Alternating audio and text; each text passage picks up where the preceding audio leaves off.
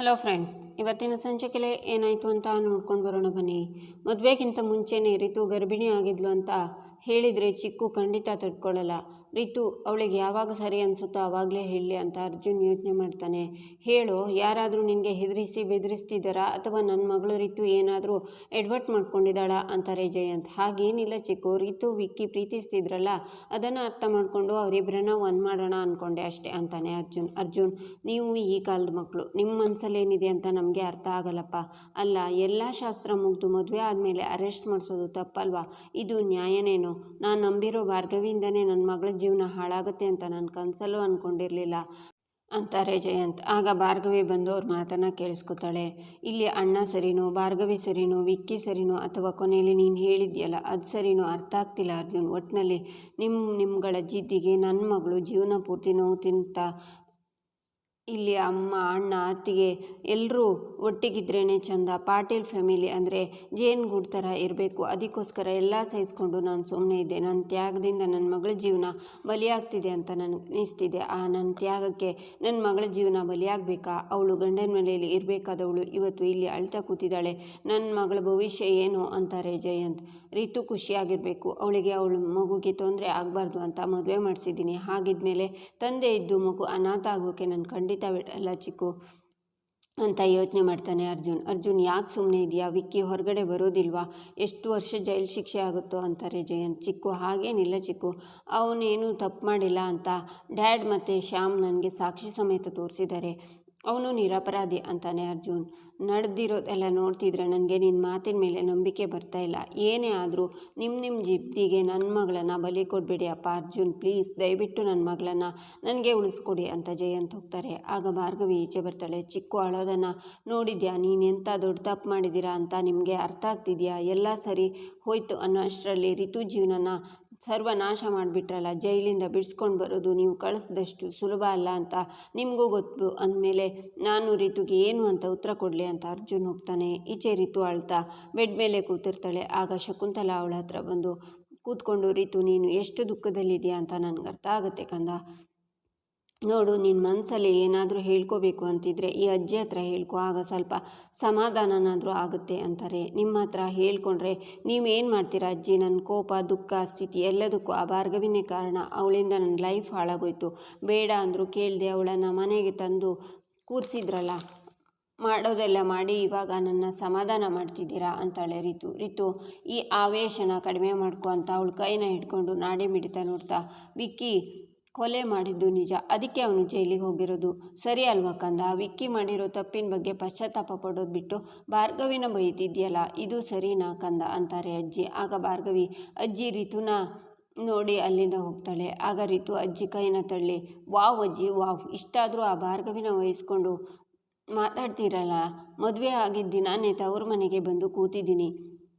ನನ್ನ ಗಂಡ ಅಲ್ಲಿ ಜೈಲಿನಲ್ಲಿದ್ದಾನೆ. ನಿಮಗೆ ನನ್ನ ಬಗ್ಗೆ ಸ್ವಲ್ಪನೂ ಕಾಳಜಿ ಇಲ್ಲ. ಹೇಗಾಗಿದೆ ನಿಮ್ಮ ಹತ್ರ ಮಾತಾಡ್ತಿದ್ದೀನಲ್ಲ, ಛೇ ಅಂತ ರಿತು ಅಲ್ಲಿಂದ ಹೋಗ್ತಾಳೆ. ಈಚೆ ಶಕುಂತಲಾ ಭಾರ್ಗವಿ ಹತ್ರ, ಭಾರ್ಗವಿ ನೀನು ಹೇಳಿದ ಹಾಗೆ ನಾಡಿ ಹಿಡಿದು ಪರೀಕ್ಷೆ ಮಾಡೋಕ್ಕೆ ಪ್ರಯತ್ನ ಪಟ್ಟೆ, ಆದರೆ ರಿತು ನಾನು ಹಿಡಿಯೋಕ್ಕಿಂತ ಮೊದಲೇ ಹೊರಟೋದ್ಲು. ನೀನು ಹೇಳೋ ಥರ ರಿತು ಗರ್ಭಿಣಿ ಹೌದೋ ಅಲ್ವೋ ಅನ್ನೋ ಸಂದೇಹ ನನ್ನ ಕಾಡ್ತಿದೆ, ಆದರೆ ಕಂಡುಹಿಡಿಯೋಕ್ಕಾಗಲಿಲ್ಲ ಅಂತಾರೆ. ಒಂದು ಸಲ ಸೋತ್ರೆ ಏನಂತೆ ಅಜ್ಜಿ, ಮುಂದಿನ ಸಲ ಖಂಡಿತವಾಗ್ಲೂ ಸತ್ಯ ಬಾಚೆ ಬಂದೇ ಬರುತ್ತೆ ಅಂತಾಳೆ ಭಾರ್ಗವಿ. ನಮ್ಮ ಮನಸ್ಸಿಗೆ ಸತ್ಯ ಏನು ಅಂತ ಗೊತ್ತಾಗಿದೆ, ಆದರೆ ಈ ಮನೆನ ಒಂಥರ ಕಟಕಟ ಇದ್ದ ಹಾಗೆ, ಇಲ್ಲಿ ಎಲ್ಲದಕ್ಕೂ ಪ್ರೂಫ್ ಕೊಟ್ಟೇ ಮಾತಾಡಬೇಕು, ಇಲ್ಲ ಅಂದರೆ ಇದನ್ನು ಯಾರೂ ನಂಬಲ್ಲ, ನಮ್ಮ ಮಾತು ಒಪ್ಪಲ್ಲ. ಇಲ್ಲೇ ಭಾರ್ಗವಿ ನೀನು ಬದಲಾವಣೆನ ತರಬೇಕಾಗಿರೋದು ಅಂತಾರೆ ಅಜ್ಜಿ. ಗೊತ್ತಿದೆ ಅಜ್ಜಿ, ಸತ್ಯಕ್ಕೆ ಕನ್ನಡಿ ಹಿಡಿದು ತೋರಿಸಿದ್ರು ಈ ಮನೆಯವರು ಒಪ್ಪಲ್ಲ ಅಂತ ನನಗೆ ತುಂಬ ಚೆನ್ನಾಗಿ ಗೊತ್ತು. ಆದರೆ ನನ್ನಿಂದ ನನ್ನ ತಂಗಿ ಜೀವನ ಹಾಳಾಗೋಯ್ತು ಅಂತ ಪಾರ್ಥ ಕೊರಗ್ತಾ ಇದ್ದಾರೆ. ಅವರಿಗೋಸ್ಕರನಾದರೂ ರಿತು ನಾಟಕ ಮಾಡ್ತಿದ್ದಾಳ ಅಥವಾ ನಿಜ ಹೇಳ್ತಿದ್ದಾಳ ಅಂತ ನಾವು ತಿಳ್ಕೋಬೇಕು ಅಂತಾಳೆ ಭಾರ್ಗವಿ. ಅರ್ಜುನ್ ಹತ್ತು ಕರೆದು ಯಾಮಾರಿಸಿ ನಿನ್ನ ವಿರುದ್ಧ ಎತ್ಕಟ್ಟಿದ್ದಾರೆ. ರಿತು ಸಂಸಾರ ಸರಿ ಮಾಡೋ ಬರದಲ್ಲಿ ಅವನಿಗೆ ಗೊತ್ತಿಲ್ಲದೆ ತನ್ನ ಸಂಸಾರನ ಹಾಳು ಮಾಡ್ಕೋತಾ ಇದ್ದಾನೆ. ಅವನಿಗೆ ನೀನೇ ಸತ್ಯನ ಅರ್ಥ ಮಾಡಿಸ್ಬೇಕು ಅಂತಾರೆ ಶಕುಂತಲಾ.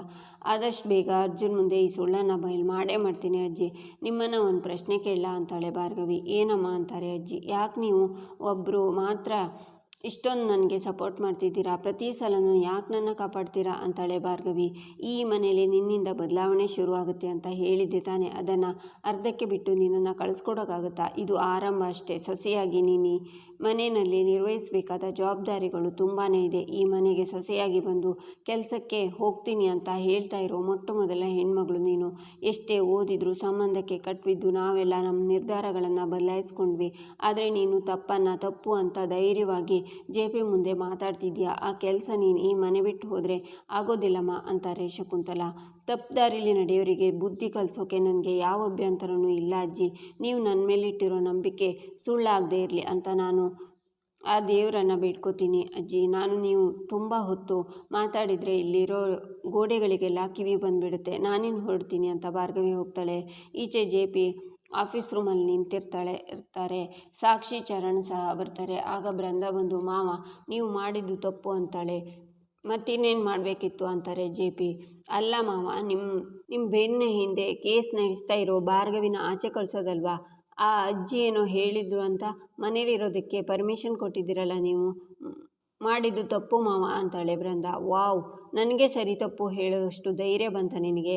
ಇದನ್ನೆಲ್ಲ ಆಗೋದಕ್ಕೆ ಕಾರಣ ಭಾರ್ಗವಿ ಅಲ್ಲ, ನೀನು ಅಂತಾರೆ ಜೆ.ಪಿ. ನಾನೇನು ಮಾಡಿದೆ ಮಾವ ಅಂತಾಳೆ ಬೃಂದಾ. ಹೀಗೆ ಕೇಳೋಕೆ ನಾಚಿಕೆ ಆಗಲ್ವಾ? ಮಾಡಿದ್ದೆಲ್ಲ ನೀನೆ. ಕೇಸನ್ನು ನನ್ನ ರೀತಿಯಲ್ಲಿ ಹ್ಯಾಂಡ್ಲ್ ಮಾಡಿದರೆ ನಾನು ಸೋತವನೇ ಅಲ್ಲ, ಯಾರ ಮುಂದೆ ತಲೆ ತಗ್ಸಿದವನೇ ಅಲ್ಲ. ಆದರೆ ಫಸ್ಟ್ ಟೈಮ್ ನಿನ್ನಿಂದ ಎಲ್ಲ ಹಾಳಾಯಿತು. ಅದಕ್ಕೆ ಹೇಳೋದು ಹೆಂಗಸ್ರ ಬುದ್ಧಿ ಮೊಣಕಾಲು ಕೆಳಗೆ ಅಂತಾರೆ ಜೆ.ಪಿ. ಅಲ್ಲ ಮಾವ ಅಂತ ಬೃಂದಾ ಹೇಳುವಾಗ ಜಸ್ಟ್ ಶಟಪ್, ಕೊಟ್ಟಿರೋ ಜವಾಬ್ದಾರಿನ ಮುಗಿಸ್ದೆ ನನ್ನನ್ನೇ ಪ್ರಶ್ನೆ ಮಾಡ್ತೀಯಾ ಅಂತಾರೆ ಜೆ.ಪಿ. ಮಾವ, ಅವಳನ್ನು ಗಮನಿಸ್ತಾನೆ ಇದ್ದೆ. ನನ್ನ ಕಣ್ಣಿಗೂ ಮಣ್ಣೆರ್ಚಿ ಅವಳು ಕೇಸ್ ನಡೆಸಿದಾಳೆ ಮಾವ ಅಂತಾಳೆ ಬೃಂದಾ. ಸುಳ್ಳು, ಬರೀ ಸುಳ್ಳು. ನಿನ್ನನ್ನು ನಂಬಿ ಕೊಟ್ಟ ಮಾತಿಗೆ ತಪ್ತಾ ಇದ್ರು ನೀನು ಕ್ಷಮಿಸ್ತಾ ಬಂದೆ. ಚಪ್ಪಲಿನ ತಲೆ ಮೇಲೆ ಇಟ್ಕೊಂಡ್ರೆ ಕಿರೀಟ ಆಗುತ್ತಾ? ಚಪ್ಪಲಿ ಯಾವತ್ತಿದ್ರು ಚಪ್ಪಲಿನೇ. ಮರ್ತುಬಿಟ್ಟೆ. ಅದಕ್ಕೆ ನೋಡು ಹೀಗೇನಾಯಿತು. ನಿನ್ನನ್ನು ತಲೆ ಮೇಲೆ ಕೂರಿಸ್ಕೊಂಡಿದ್ದಕ್ಕೆ ಆ ಭಾರ್ಗವಿ ಮುಂದೆ ತಲೆ ತಗ್ಸೋ ಹಾಗಾಯಿತು. ಇಷ್ಟು ವರ್ಷದ ನನ್ನ ಶಕ್ತಿ ಸಂಬಂಧ ಮುರಿದೋಯ್ತು. ಎಲ್ಲ ನಿನ್ನಿಂದ ಅಂತಾರೆ ಜೆ.ಪಿ. ಹೌದು ಬಾವ, ನೀವು ಕೇಸ್ ಗೆದ್ದ ಮೇಲೆ ಭಾರ್ಗವಿನ ಮಾತ್ರ ಅಲ್ಲ ಇವಳನ್ನು ಆಚೆ ಹಾಕಬೇಕು ಅಂತಾಳೆ ಸಾಕ್ಷಿ. ನಾನೇನು ಮಾಡಿದೆ ಅಂತಾಳೆ ಬೃಂದಾ. ಅಕ್ಕ ತಂಗಿ ಇಬ್ಬರು ಸೇರಿಕೊಂಡು ಭಾವನ ನಮ್ಮ ಮರ್ಯಾದೆನ ತೆಗ್ದಿದ್ದೀರಾ. ಹಾಲು ಜೇನಾಗಿದ್ದ ಶಕ್ತಿ ಅಣ್ಣ ಮತ್ತು ಭಾವನ ಸಂಬಂಧನ ಹಾಲ ಮಾಡಿದ್ದೀರಾ. ಹೀಗಿರಬೇಕಾದ್ರೆ ಇಷ್ಟೇ ಅಲ್ಲ ಬಾವ, ಇವಳು ಚರಣ್ ಮಧ್ಯೆ ಏನೂ ಸರಿಯಾಗಿಲ್ಲ. ನಿಮ್ಮ ಹತ್ರ ಬಂದು ಕೇಸಿಗೆ ಹೆಲ್ಪ್ ಮಾಡ್ತೀನಿ ಅಂತ ಬಿಲ್ಡಪ್ ತಗೋತಾಳೆ. ನಮ್ಮ ಹತ್ರ ಬಂದು ಚರಣ್ನ ಮಾಡಿ ಅಂತ ಗೋಳಾಡ್ತಾಳೆ. ಇಷ್ಟೇ ಇವಳು ಮಾಡೋದು ಅಂತಾಳೆ ಸಾಕ್ಷಿ. ನಾನು ಭಾರ್ಗವಿ ಬಗ್ಗೆ ಚಾಡಿ ಹೇಳೋಕೆ ಬಂದರೆ ನನಗೆ ಬತ್ತಿ ಇಡ್ತಿದ್ದೀರಲ್ಲ ಅಂತ ಬೃಂದಾ ಯೋಚನೆ ಮಾಡ್ತಾಳೆ. ಇಷ್ಟೆಲ್ಲ ಪ್ಲ್ಯಾನು ಆ ಭಾರ್ಗವಿ ಒಬ್ಳ ಕೈಯಿಂದ ಮಾಡೋಕ್ಕೆ ಸಾಧ್ಯನೇ ಇಲ್ಲ ಖಂಡಿತ ಬಾವ. ಅಕ್ಕ ತಂಗಿ ಇಬ್ಬರು ಸೇರಿಕೊಂಡೇ ಮಾಡಿರ್ತಾಳೆ ಅಂತಾಳೆ ಸಾಕ್ಷಿ. ಇಲ್ಲ ಮಾವ, ನಾನು ಯಾವತ್ತೂ ನಿಮ್ಮ ಪರನೇ. ಅವತ್ತು ಮೆಹಂದಿ ಫಂಕ್ಷನ್ ದಿನ ಯಾರೋ ಕಾಣಿಸ್ಕೊಂಡಾಗ್ಲೂ ನಾನು ನಿಮ್ಮ ಹತ್ರ ಬಂದು ಹೇಳಿದೆ ಅಲ್ವಾ. ಆದರೆ ಮಾವ, ಭಾರ್ಗವಿಗೆ ನಾನು ಯಾಕೆ ಸಹಾಯ ಮಾಡಲಿ ಅಂತಾಳೆ ಬೃಂದಾ. ಈ ಕುತಂತ್ರದಲ್ಲಿ ಭಾರ್ಗವಿಗೆ ಯಾವುದೋ ಕಾಣದ ಕೈ ಸಹಾಯ ಮಾಡ್ತಿದೆ ಅಂತ ಗೊತ್ತು. ಇದು ನೀನು ಅಂತ ಗೊತ್ತಾದರೆ ನಿನ್ನ ಸುಮ್ಮನೆ ಬಿಡ್ತೀನ ಅಂತ ಮಾತ್ರ ಅಂದ್ಕೋಬೇಡ. ನನಗೆ ನನ್ನ ಶಕ್ತಿ ಗೆಳೆತನ ಮುಖ್ಯ. ಭಾರ್ಗವಿ ಮಾಡಿರೋ ತಪ್ಪಿಗೆ ಶಿಕ್ಷೆ ಕೊಡದೆ ಶಕ್ತಿಗೆ ಮತ್ತೆ ನನ್ನ ಮೇಲೆ ನಂಬಿಕೆ ಬರಲ್ಲ ಅಂತ ಒಂದೇ ಒಂದು ಕಾರಣಕ್ಕೆ ಅವಳನ್ನು ಮನೇಲಿ ಇಟ್ಕೊಂಡಿದ್ದಾರೆ ಅಂತಾರೆ ಜೆ.ಪಿ. ಅಲ್ಲ ಬಾವ, ನನಗೊಂದು ಡೌಟು. ಇವಳನ್ನು ಯಾಕೇನೂ ಮನೇಲಿ ಇಟ್ಕೊಂಡಿದ್ದೀರಾ ಅಂತಾಳೆ ಸಾಕ್ಷಿ. ಇವಳು ಚರಣ್ ಹೆಂಡತಿ ಅನ್ನೋ ಕಾರಣಕ್ಕೆ ಮನೇಲಿ ಯಾವುದಾದ್ರೂ ಮೂಲೆಯಲ್ಲಿ ಬಿದ್ದಿರಲಿ ಅಂತ ಬಿಟ್ಟಿದ್ದೆ. ಐ ಗೆಸ್ ಇವಳಿಗೆ ಈಗ ಉಳಿದಿರೋದು ಮತ್ತೆ ಅದೇ ಜಾಗ. ನೋಡು ಬೃಂದಾ, ನಿನ್ನ ಮೇಲೆ ಇಟ್ಟಿದ್ದ ನಂಬಿಕೆ ಮುರಿದೋಯ್ತು. ಮತ್ತೆ ನನ್ನ ಎದುರು ನಾಟಕ ಆಡಿಕೊಂಡು ಬರಬೇಡ. ಇದಕ್ಕಿಂತ ನಿನ್ನ ತಂಗಿಗೆ ಈ ಮನೇಲಿರೋ ಅರ್ಹತೆ ಇಲ್ಲ. ನೆನಪಿರಲಿ, ನನ್ನ ಕಣ್ಣಿಗೆ ಕಾಣಿಸ್ದ ಹಾಗೆ ಯಾವುದೋ ಒಂದು ಮೂಲೆಯಲ್ಲಿ ಬಿದ್ದಿರು ಅಂತ ಜೆ.ಪಿ ಹೋಗ್ತಾರೆ. ಸಾಕ್ಷಿನೂ ಹೋಗ್ತಾಳೆ. ನಿನಗಿರೋ ಸ್ಥಾನ ಗೊತ್ತಾಯ್ತಲ್ಲ, ಇನ್ನು ಯಾವ ಮುಖ ಇಟ್ಕೊಂಡು ಹೀಗಿದೆಯಾ ಅಂತಾನೆ ಚರಣ್ ನಿನ್ನ ಹೆಂಡತಿ ಚರಣ್ ಅಂತಾಳೆ ಬೃಂದಾ. ಸಾಧ್ಯ ಇಲ್ಲದೆ ಇರೋ ಮಾತನ್ನು 1000 ಸಲ ಹೇಳ್ಕೊಂಡ್ರು ವೇಸ್ಟ್ ಬೃಂದಾ. ನೀನೇನಿದ್ರು ಇನ್ನೂ ತ್ರಿಶಂಕು ನರಕದಲ್ಲೇ ಇರಬೇಕು. ನನ್ನ ಜೀವನದಲ್ಲಿ ನಿನಗೆ ಹೆಂಡತಿ ಸ್ಥಾನನೂ ಸಿಗಲ್ಲ, ಈ ಮನೇಲಿ ನಿನಗೆ ಸೊಸೆ ಸ್ಥಾನನೂ ಸಿಗಲ್ಲ. ಅಪ್ಪ ಹೇಳಿದ ಹಾಗೆ ಅಂತರ್ಪಿಶಾಚಿ ಥರ ಯಾವುದೋ ಮೂಲೆಯಲ್ಲಿ ಬಿದ್ದಿರು ಅಂತ ಚರಣ್ ಹೋಗ್ತಾರೆ. ಇವರನ್ನೆಲ್ಲ ನಂಬ್ಕೊಂಡ್ರೆ ನನಗೆ ಉಳಿಗಾಲ ಇಲ್ಲ. ಬೇರೆ ಏನಾದರೂ ಹುಡ್ಕೋಬೇಕು ಅಂತ ಬೃಂದಾ ಯೋಚನೆ ಮಾಡ್ತಾಳೆ. ಈಚೆ ಶ್ರೀಮಂತ ಅತ್ತೆ, ನೀವು ಎಷ್ಟು ಒಳ್ಳೆಯವರು. ಈ ಮನೆ ತುಂಬ ಓಡಾಡಿದ್ದೀನಿ ಅಂತ ನನಗೋಸ್ಕರ ಪಪಾಯಿ ಹಣ್ಣನ್ನು ಕಟ್ ಮಾಡ್ತಿದ್ದೀರಾ ಅತ್ತೆ. ಅಮ್ಮ ನಿಮ್ಮಂಥ ಅತ್ತೆನ ಪಡೆದ ನಮ್ಮಕ್ಕ ಬಹಳ ಪುಣ್ಯ ಮಾಡಿದ್ಲು. ನನಗೆ ಜಾಸ್ತಿ ಏನೂ ಬೇಡ, ಚಿಕ್ಕ ಚಿಕ್ಕ ಬೌಲಲ್ಲಿ ತಂದುಕೊಟ್ರೆ ಸಾಕು ಅಂತಾನೆ. ಆದರೂ ನೀನು ತುಂಬ ಬದಲಾಗಿದೆಯಪ್ಪ ಅಂತಾರೆ ಶಕುಂತಲಾ. ಬದಲಾವಣೆ ಜಗದ ನಿಯಮ, ಯಾವುದರಲ್ಲಿ ಬದಲಾವಣೆ ಆಗಿದ್ದೀನಿ ಅಂತಾನೆ ಶ್ರೀಮಂತ. ಅಲ್ಲಿ ನೋಡು ಅಂತ ರಿತುನ ತೋರಿಸ್ತಾರೆ ಶಕುಂತಲಾ. ಪಾಪು ಸಪ್ಪಗೆ ಕೂತಿದ್ದಾಳೆ ಅಂತಾನೆ ಶ್ರೀಮಂತ. ಮೊದಲಾಗಿದ್ದರೆ ಮಾವನಾಗಿ ಅವಳಿಗೆ ಸಮಾಧಾನ ಮಾಡ್ತಿದ್ದೆ ಅಂತಾರೆ ಶಕುಂತಲಾ. ಅಷ್ಟೇ ತಾನೇ, ಇವಾಗಲೂ ಹೇಗೆ ಸಮಾಧಾನ ಮಾಡ್ತಾನೆ ಈ ಮಾವ, ನೋಡ್ತಾ ಇರಿ ಅಂತಾನೆ ಶ್ರೀಮಂತ. ರಿತುಗೆ ಪಪ್ಪಾಯಿ ಅಂದರೆ ತುಂಬ ಇಷ್ಟ, ಹೋಗಿ ಅವಳಿಗೆ ಕೊಡು, ತುಂಬ ಖುಷಿ ಆಗ್ತಾಳೆ ಅಂತಾರೆ ಶಕುಂತಲಾ.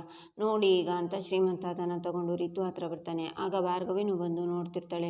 ಪಾಪು ಯಾಕೆ ಬೇಜಾರಲ್ಲಿದ್ಯಾ ಅಂತಾನೆ ಶ್ರೀಮಂತ. ಆಗಿರೋದನ್ನು ನೆನೆಸ್ಕೊಂಡು ಬೇಜಾರಾಗಿದ್ದೆ ಇನ್ನೇನು ಮಾಡಲಿ ಮಾವ ಅಂತಾಳೆ ರಿತು. ನಿನಗೆ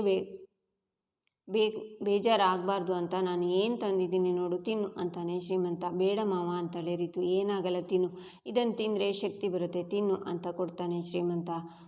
ರಿತು ಪಪ್ಪಾಯಿನ ತಿಂತಾಳೆ. ಶಕುಂತಲಾ ಭಾರ್ಗವಿಗೆ ಕಣ್ಣಲ್ಲೇ ಸನ್ನೆ ಮಾಡ್ತಾರೆ. ಈ ಪಪ್ಪಾಯಿ ಹಣ್ಣು ಚರ್ಮದ ಕಾಂತಿಗೆ ಎಷ್ಟು ಒಳ್ಳೆಯದು ಗೊತ್ತಾ, ತಿನ್ನು, ನಮ್ಮೂರ ಕಡೆ ಉಷ್ಣ ಅಂತಾರೆ, ಗರ್ಭಿಣಿಯರು ಮಾತ್ರ ತಿನ್ನಬಾರ್ದು ಅಂತಾರೆ ಅಂತಾನೆ ಶ್ರೀಮಂತ. ಆಗ ರಿತು ಬಾಯಲ್ಲಿರೋದನ್ನು ಉಗ್ದು, ನನಗೆ ಪಪ್ಪಾಯಿ ಹಣ್ಣು ಆಗಲ್ಲ, ಮೊದಲೇ ಹೇಳೋದಲ್ವಾ ಅಂತಾಳೆ.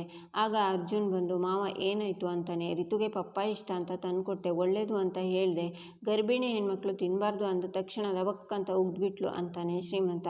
ರಿತು ಇದನ್ನು ಯಾಕೆ ತಿನ್ನೋಕೋದೆ, ಅಷ್ಟು ಗೊತ್ತಾಗಲ್ವಾ ಅಂತಾನೆ ಅರ್ಜುನ್. ನೀನೊಳ್ಳೆ, ನಾನು ಅವಳಿಗೆ ವಿಷದ ಹಣ್ಣು ಕೊಟ್ಟಾಗ ಆಡ್ತಿದ್ಯಲ್ಲ ಅಂತಾನೆ ಶ್ರೀಮಂತ. ಅಲ್ಲ ಮಾವ, ಅವಳು ಅದನ್ನು ತಿನ್ನಬಾರ್ದು, ಬಾರಿತು ನೀನು ಅಂತ ಅವಳನ್ನು ಹೇಳ್ಕೊಂಡು ಹೋಗ್ತಾನೆ ಅರ್ಜುನ್. ಇಲ್ಲಿಗೆ ಈ ಸಂಚಿಕೆ ಮುಕ್ತಾಯವಾಗುತ್ತೆ. ಮುಂದಿನ ಸಂಚಿಕೆಗಾಗಿ ನಮ್ಮ ಚಾನಲನ್ನು ನೋಡಿ ಸಬ್ಸ್ಕ್ರೈಬ್ ಮಾಡಿ, ಲೈಕ್ ಮಾಡಿ, ಸಪೋರ್ಟ್ ಮಾಡೋದನ್ನು ಮರಿಬೇಡಿ.